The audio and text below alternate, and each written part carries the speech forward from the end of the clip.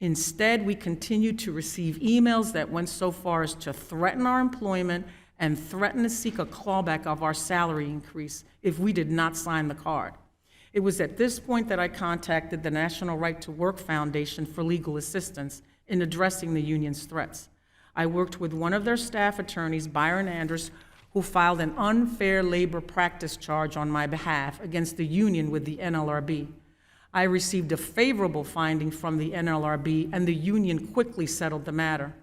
One of the conditions of the settlement was that the union send a notice to all of my colleagues stating that it would no longer threaten employees who did not want to authorize automatic dues deductions. It was only after the NLRB finding that my colleagues and I received notice of the calculation of the reduced BEC fee. None of this would have happened if we had been given a choice to refuse to pay any money at all, which is the cornerstone of the National Rights to Work Act. The pressure the union exerted on us regarding the loss of our employment and salary decrease was abominable. As public defenders, we are under pressure and stress daily. The guidance, assistance, and encouragement that the National Right to Work attorney, Byron Andrus, provided was invaluable in alleviating the concerns we had in dealing with an area of law with which we are not familiar. As attorneys, we do have a level of sophistication when it comes to the law and legal processes. However, I cannot imagine a layperson having to face this type of pressure. I believe that most people sign union membership and authorization cards because they believe they have no choice, and they are often told that. If we had the protections offered by the National Right to Work Act, we would not have had to endure the harassment we faced. I do not believe any employee should be compelled to pay fees of any kind to a union. Unions argue that non-members may benefit from being represented by a union and therefore, in fairness, should pay.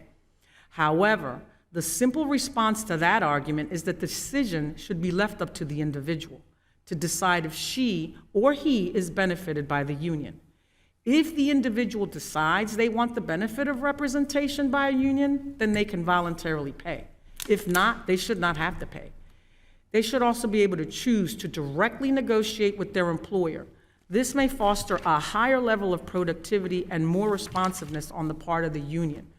Compulsory payment for compulsory representation between an employer and an employee denies individual choice and can intrude in, interfere with, and create strained relationships between employer and employee.